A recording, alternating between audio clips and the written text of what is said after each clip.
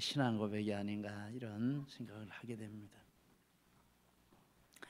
5월 달을 맞이해서 이렇게 가정에 대한 본문을 이렇게 마침 하나님이 이렇게 딱 맞게 이렇게 5월 첫 주부터 주셔서 계속 이렇게 상고를 하고 있습니다. 이것도 하나님의 큰 은혜요 축복이 아닌가 이런 생각을 하게 됩니다. 본문은 부모님들에게 주시는 말씀입니다. 아비들아 너희 자녀를 노엽게 하지 말고 오직 주의 교훈과 훈계로 양육하라. 아비라고 했는데 아비라는 단어는 불완전한 단어입니다. 부모, 아비, 부모, 부모를 이렇게 엄마까지, 어머니까지 포함한 그런 뜻이겠죠. 그런데 이 부모라는 단어, 아비라는 단어는 혼자는 존재할 수 없는 단어입니다. 다른 단어가 하나 있어야 되는데 본문에 나오는 이 자녀라는 단어입니다. 자녀가 없으면 아비라는 단어는 존재할 수도 없고 또 의미도 없는 단어가 되겠습니다. 그리고 아비가 어떤 존재이고 어떤 성격을 갖는가라는 것은 아비의 자녀에 대한 이해에 근거해서 나올 수 있습니다. 자녀가 누구신지, 자녀가 무엇인지를 아비가 생각할 때 그런 모습으로 아비의 이런 모습이 만들어진다라는 것입니다. 자녀에 대한 이해. 이 자녀라 하는 단어는 또 어떤 의미를 가지고 있습니다. 그래서 이 자녀를 부모가 자기 마음대로 이렇게 규정해서 자녀라고 할 때 자기가 생각한 뜻을 거기다 넣어서 자녀는 이런 거다라고 생각할 수도 있겠죠. 그런데 여기 성경에서 이 자녀라는 이 단어는 이 단어 자체에 이런 의미가 있다라는 것입니다. 그래서 성경에서 이 단어를 쓴 것은 이 단어에 담겨 있는 의미가 바로 성경적인 뜻이다라는 이런 뜻도 담고 있다라고 보겠습니다. 자녀라고 할 때 이 단어, 헬라어 이 단어는 성과 관련이 없이, 즉 남녀 자녀를 가리지 않고 다 포함하는 남자냐 여자나 여기에 따라서 가치가 있고 없고 뭐 이런 걸 따지지 않고 또 첫째냐 둘째냐 이런 거 따지지 않고 모두를 포괄적으로 이렇게 나타내는 단어가 이 자녀라는 이 단어입니다. 신약 성경을 쭉 읽어보니까 중요한 구절들에서 자녀라라고 할 때는 아들이라는 단어를 쓰지 않고 첫째 아들, 둘째 아들 이런 단어도 쓰지 않고 이 자녀라는 단어를 썼습니다. 사도행전 2장 38절 39절 같이 한번 읽겠습니다.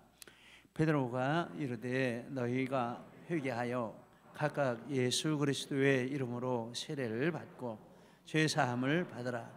그리하면 성령의 선물을 받으리니 이 약속은 너희와 너희 자녀와 모든 먼데 사람 곧 주 우리 하나님이 얼마든지 부르시는 자들에게 하신 것이라 하고, 너희에게도 남자 여자가 다 들어 있습니다. 너희 자녀라고 할 때 이 단어는 성을 따라 구분하지 않는 그냥 모든 태어난 이런 자녀들을 다 가리키는 말입니다.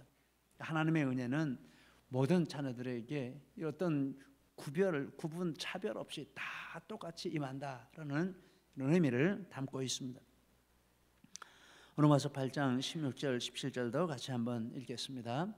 성령이 친히 우리 영과 더불어 우리가 하나님의 자녀인 것을 증언하시나니, 여기도 이 자녀라는 단어가 그렇게 우리가 하나님의 자녀라고 할 때 어떤 특별한 사람, 특별한 성만 이것이 아니라 포괄적으로 모두가 다 하나님의 자녀다라고 말합니다.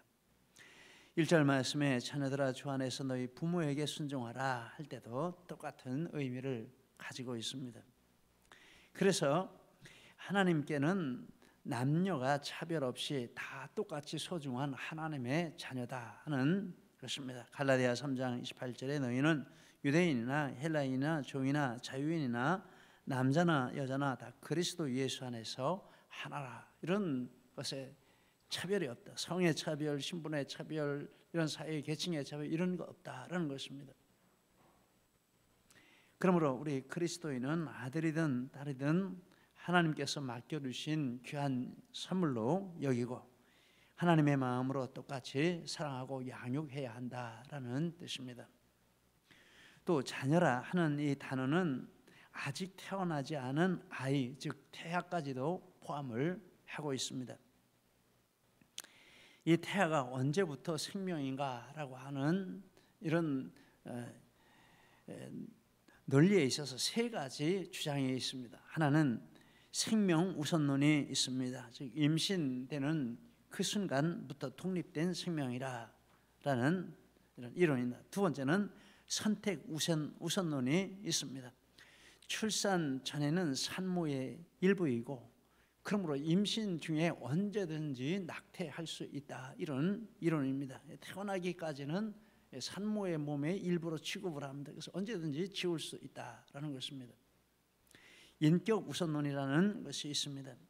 과학적으로 볼 때 임신 20에서 25주 사이에 태아의 이 뇌신경이 생성이 되고 그리고 그 후에 의식이 생기고, 과학자들이 볼 때 인격이라고 할 때 바로 이런 자기의 의식이 생기는 그때부터가 인격이라, 이렇게 과학적으로 규정을 짓는다라는 말입니다.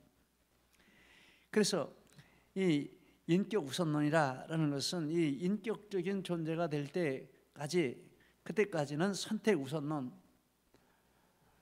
마음대로 이렇게 모태의 몸의 일부로 취급을 해서 마음대로 할 수 있고, 그 후부터는 생명 우선론, 그 후부터는 이제 인격을 가지고 있는 생명이기 때문에 그때는 존중해야 한다, 이런 이론이 인격 우선론인데, 세 가지 이런 이론이 있습니다. 양 극단이 있고 중간이 있습니다. 낙태법에 대한 규정을 이렇게 쭉 찾아보니까 나라마다 다양했습니다. 미국 연방 대법원에서는 1973년에 임신 6개월 즉 24주까지 산모의 낙태권을 보장하는 로우 대 웨이드 법이라고 하는 법을 만들었습니다. 이거 좀 화면에 띄워주시죠. 로우라는 사람과 웨이드라는 사람에 의해서 소송이 이렇게 진행이 되는데, 바로 이 법이 그 논쟁의 근거에, 소송의 근거에서 이런 새로운 법이 만들어졌는데, 24주까지는 자유롭게 낙태를 하게 한다라는 법이 만들어졌습니다. 그 전에 어떻나 보니까 그 전에는 잘 이렇게 자료가 없었습니다. 아이슬란드는, 여기다 쭉 비춰주십시오. 아이슬란드는 22주까지, 싱가포르는 24주까지 낙태는 산모의 자유, 즉 산모의 결정권에 따라 있고 산모 몸의 일부로 취급을 합니다. 핀란드는 의사 동의 그리고 감독기관 허가 하에 12주까지 낙태는 가능한데, 그런데 함부로 낙태는 못합니다. 전문가와 국가기관의 이런 허락을 받아야 됩니다. 미국 텍사스 주에서는 심장 태아 박동법이라는 법을 만들었습니다. 언제 이 태아의 심장이 이렇게 뛰느냐, 임신 6주 차부터 시작이 된다라고 합니다. 그래서 6주까지는 낙태를 하지만 심장이 이렇게 뛰는 그때부터는 낙태하면 안 된다. 텍사스주. 엘라바마주는 모든 낙태를 금지하는 법을 2019년에 제정을 했습니다. 미국은 나라가 크니까 이렇게 연방 대법원이 있고, 그런데 각 또 주에서 대법원에서 이런 법을 만들어서 우리 주는 이렇게 하겠다, 우선으로 이렇게 하겠다라고 독립적인 이런 법을 만드는 것 같습니다. 그래서 엘라바마주는 가장 엄격합니다. 어떻게 잉태가 되었든지 상관없이 생명이므로 낙태 안 된다. 그리고 이스라엘은 낙태는 원천적으로 불법입니다. 왜냐하면 성경에 기초한 신학과 생활 방식에 근거해서 성경에서 낙태를 금지하기 때문에 낙태는 안 된다라고 했습니다. 우리나라 낙태법은 어떤가 또 그래서 살펴보았습니다. 우리나라 낙태법은 모자 보건법 제14조 인공 임신 중절 수술의 허용 한계라 하는 이 법인데, 기존에 지금까지 있어왔던 이런 법입니다. 이런 조건들이 있습니다. 본인이나 배우자가 대통령령으로 정하는 우생학적 또는 유전학적 정신장애나 신체 질환이 있는 경우 낙태가 가능하다. 어떤 정신적인 병이나 신체적인 이런 힘든 병이 있을 때 낙태할 수 있다. 본인이나 배우자가 대통령령으로 정하는 전염성 질환이 있는 경우, 중요한 전염병이 있는 경우에 낙태 가능하다. 강간 또는 준강간에 의하여 임신이 된 경우, 법률상 혼인할 수 없는 혈족 또는 인척 간의 임신이 된 경우, 임신의 지속이 모체의 건강을 심각하게 해로운 경우, 이때는 24주까지 이런저런 형편을 살펴서 이런 기준에 합하면 본인이 원하면 낙태를 할 수 있다라는 법이었습니다. 그런데 헌법재판소가 이 낙태법에 대해서 2019년 4월에 헌법 불합치 판결을 내렸습니다. 이 헌법에 이 법은 맞지 않다라고 이렇게 판단을 내린 것입니다.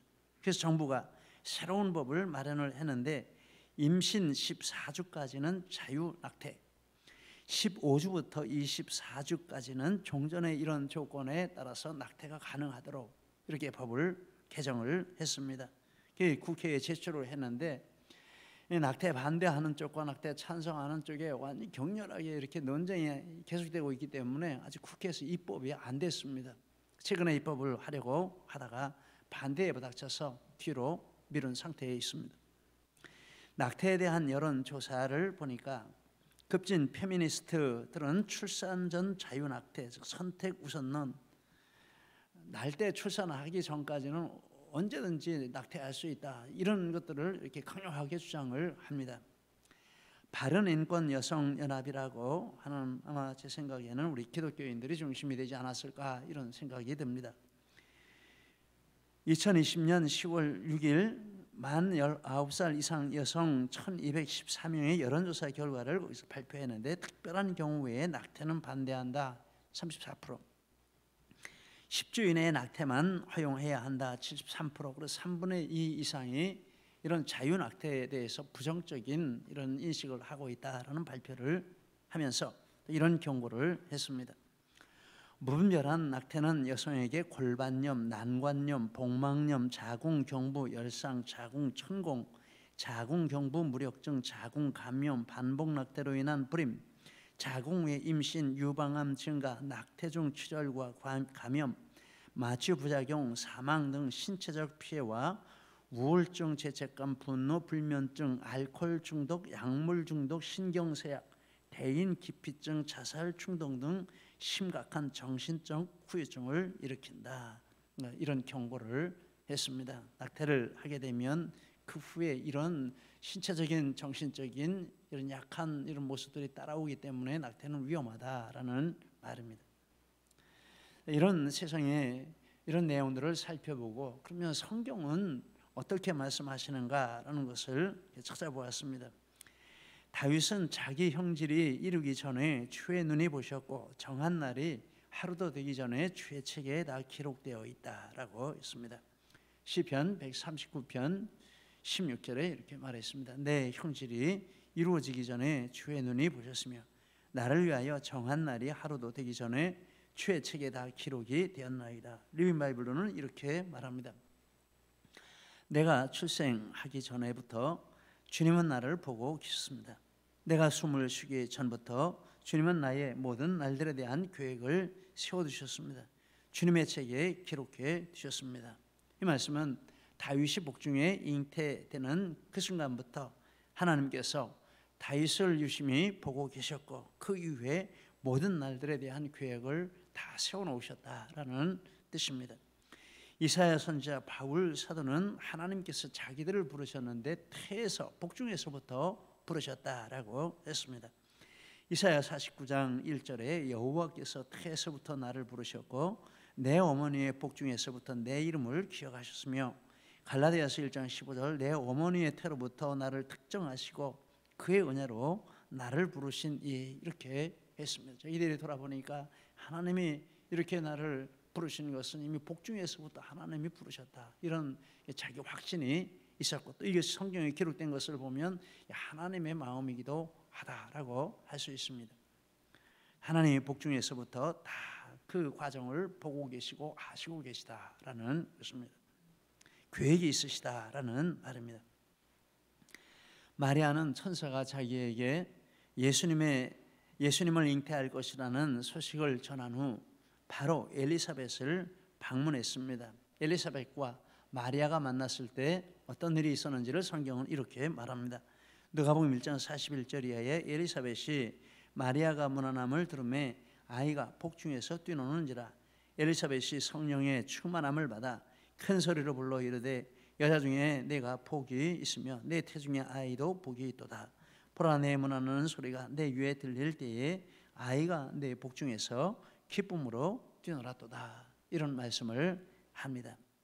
이때 엘리사벳의 복중에 있던 아이는 세례 요한이죠. 세례 요한이 6개월이 되는 시점이었습니다. 누가복음 1장 36절. 근데 기쁨으로 그 복중에서 뛰놀았다라고 말합니다.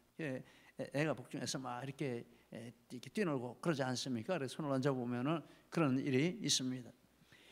그러면 이 표현에 근거하면 지금 세례 요한이 모태에서 희로애락의 감정을 표현하고 있다라고 하는 것이죠. 희로애락의 감정을 표현하는 능력을 가지고 있고 실제로 표현을 하고 있고, 그렇게 희로애락을 표현하는 것은 주의 모친이 왔기 때문이다라는 것인데, 그것을 또 안다라는 것이죠. 아니까 느낄 수 있는 거죠. 그리고 그것을 표현한다라는 것은 의지죠. 지정의가 이미 복중에 이렇게 함께 이렇게 기능을 하고 있고 활동을 하고 있다라는 것으로 알 수 있습니다. 그리고 예수님은 마리아의 태에 갓 잉태된 때입니다. 그 소식을 듣자마자 엘리사벳을 찾아온 것이죠. 그러니까 갓 잉태된 때인데 그 상태의 태아를 이렇게 인격으로 내 복중에 아이가 복이 있다라고 이렇게 인격으로 이렇게 부르고 있다라는 것입니다. 하나님께서는 예레미야에게 그를 복중에 짓기 전에 하셨다, 이런 말씀도 하셨습니다. 예레미야 1장 5절, 내가 너를 모태에 짓기 전에 너를 알았고 내가 배에서 나오기 전에 너를 성별하였고 너를 여러 나라의 선지자로 세웠노라 하시기로. 바울 사도는 심지어 창세전에 하나님이 아신다라고 했습니다. 에베소 1장 4절에 창세전에 그리스도 안에서 우리를 택하사, 자녀가 태아까지 포함된다라는 이런 의미를 가진 이 자녀라는 단어가 그런 의미를 자체를 내포하고 있는 단어입니다. 근데 성경을 보니까 이렇게 이 성경의 교훈은 태아에 있는 때가 아니라 창세전에서부터 우리 각자에 대한 이런 계획을 하나님이 가지고 계시다, 이런 말씀을 하십니다.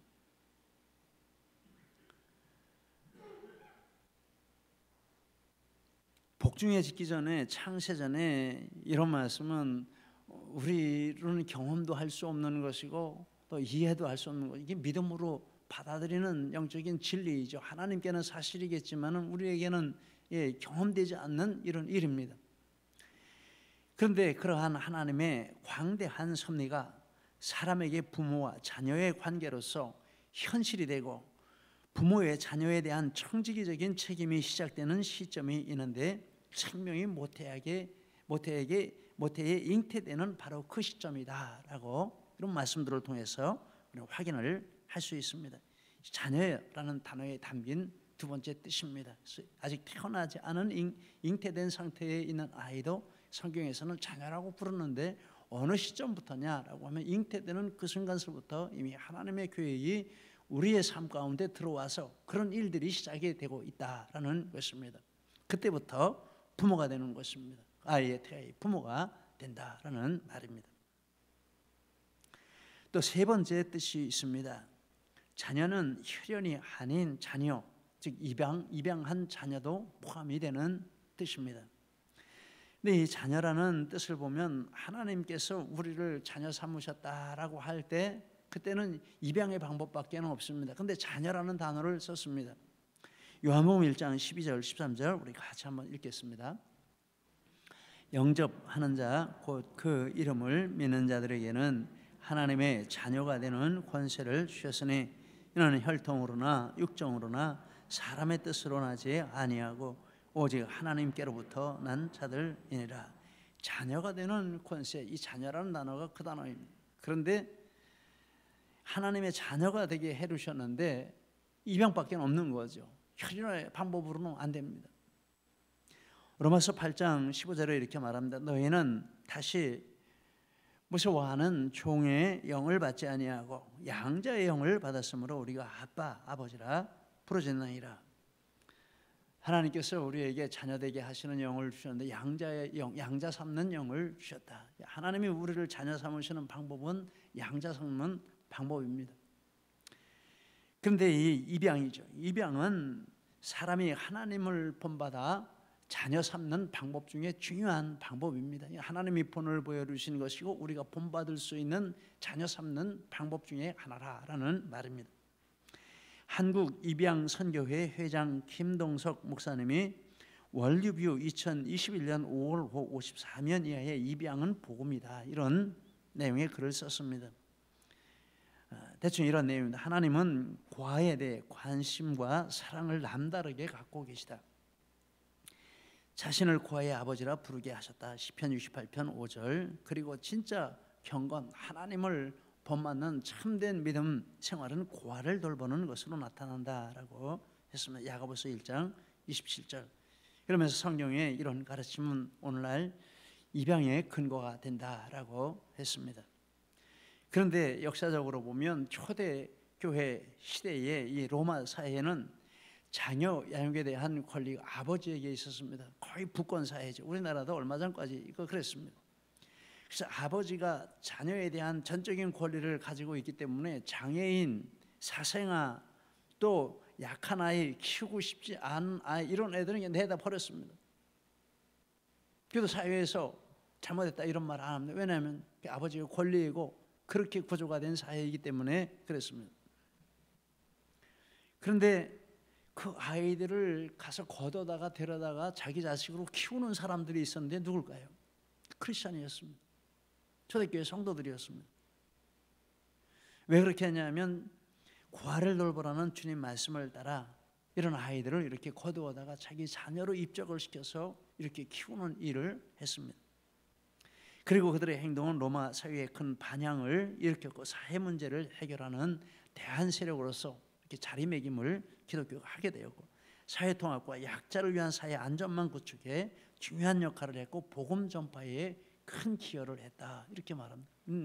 정말 예수 안 믿겠습니까? 그러면 그렇게 돼서 구원받고 죽을 아이가 살아났으면 예수 안 믿겠습니까? 그리고 그런 모습들을 보면서 정말 교회에 생명이 있다, 제대로 정신 가진 사람이라면 그렇게 생각 안 하겠습니까?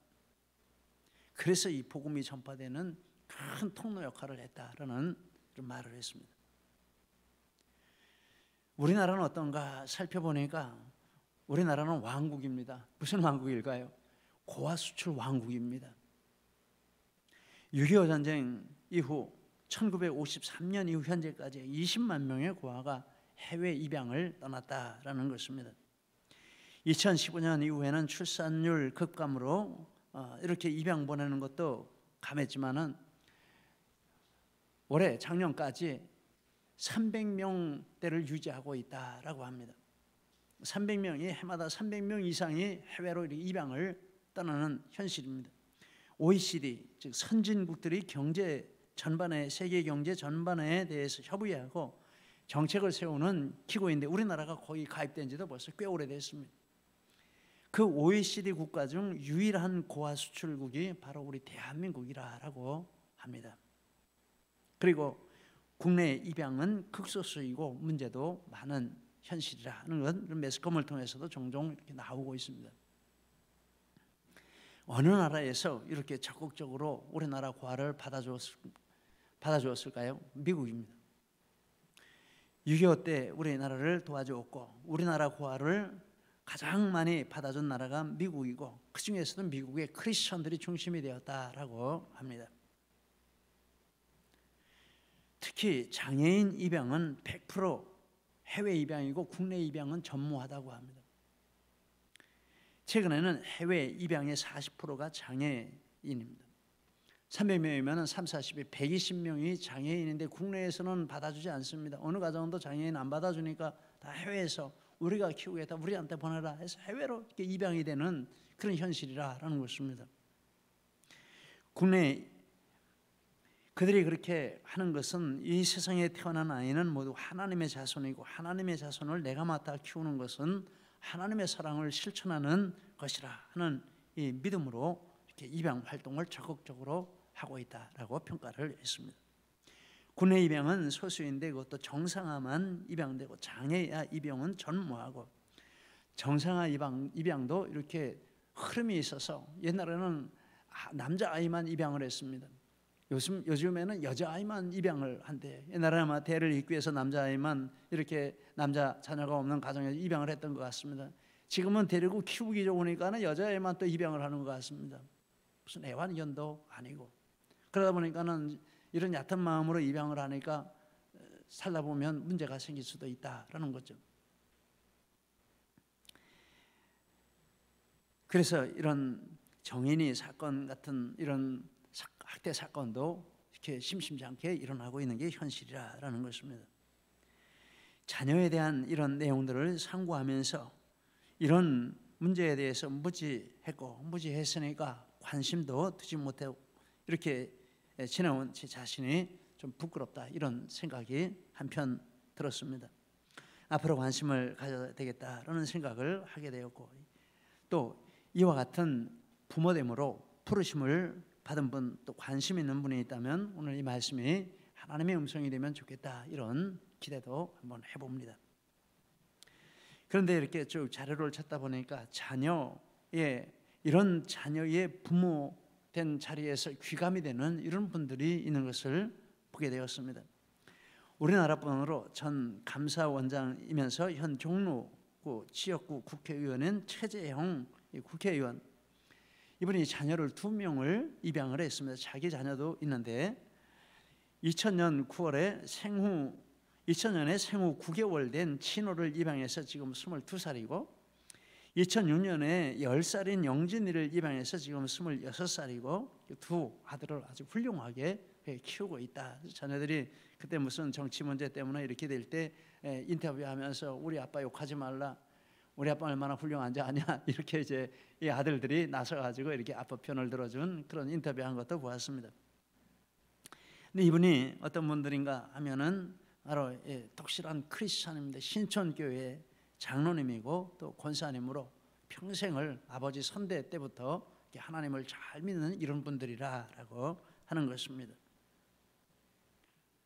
그리고 5월 1일 주일날 소개해드린 에이미 코니 베럿, 이분은 교수와 판사로, 법조계 교수와 판사로 일해왔고 2020년에 미국 대법관에 임명이 되었다는 사실을 말씀을 드렸습니다. 그런 자리에 오르기까지 얼마나 열심히 살았겠습니까? 정말 남보다 더 치열하게 더 열심히 이렇게 살았기 때문에 그런 쪽에 일을 하고 또 대법관의 자리에까지 이렇게 오를 수 있었다라고 하겠습니다. 그런데 그런 중에 그런 일에만 한 것이 아니라 다른 활동도 했는데 낙태 반대, 동성애 반대 이런 활동도 열심히 했고, 공개적으로 이분이 선언하는 것이 있는데 사람은 잉태되는 그 순간서부터 생명이다, 이런 선언을 하고 그런 활동을 했다라는 것입니다. 그런데 임신 중에 막내 아이가 다운 증후군인 것을 알았습니다. 그 낙태하지 않고 출산을 했습니다. 그래서 자녀는 태아가 되는 그 순간서부터 자녀다라는 이 믿음 때문이었다라고 생각할 수 있습니다. 또 IT 지진으로 고아가 된 2명의 아이들을 입양해서 총 7명의 자녀를 키우고 있습니다. 교수와 판사로 지금은 대법관으로 참 그 분야에 이런 탁월한 인물이 되기까지 얼마나 바빴을 터인데 7명의 자녀, 4명의 정상적인 자녀, 1명의 다운 증후군, 2명의 입양아를 키우는데 지금 40대 후반입니다. 참 대단하지 않습니까? 이렇게 IT 지진으로 고아가 된 자녀를 입양한 것은 혈연 자녀가 아닌 아이도 자녀가 될 수 있다. 하나님의 사랑으로 이와 같이 입양해서 키우면 자녀가 될 수 있다. 이 하나님의 사랑을 실천하는 방법이라, 이런 믿음 때문이었다라고 믿습니다. 우리 최재형 감사원장 사진을 찾아보니까 그 2 아이와 부부가 찍은 사진이 있더라고요. 한번 좀 올려주십시오. 네, 저기 있습니다. 저리 모습을 보니까 한 50대 초반이나 중반쯤 된 것 같습니다. 제가 보기에 저 뒤에 파란 옷 입은 아이가 아마 나이가 큰 형인 것 같고, 앞에는 나이가 적은 그 영진이인 것 같습니다. 이렇게 사진을 찍어 올렸고요. 또 두 번째 사진 베럿 대법관, 저건 베럿 대법관 가족 사진입니다. 이쪽에 있는 여자 아이, 이쪽에 있는 남자 아이는 IT 아이들인데 입양을 한 아이들이고, 남자 아이 바로 옆에 제일 막내 조그만 아이는 이제 다운 증후군 아이입니다. 막내 아들이죠. 저렇게 가족 사진을 저렇게 찍었습니다. 참 보기가 좋다는 생각을 했습니다. 그러면서 저 사진 아래에 이런 댓글이 달려 있는 것을 보았습니다. 저 사진만으로도 모든 공격을 다 방어할 수 있다. 페미주의자들의 공격, 낙태주의자들의 공격, 인종차별주의자들의 공격, 또 지체부자유 차별주의자들의 공격, 모든 걸 박살내버리는 가족사진이다, 이런 표현을 했습니다.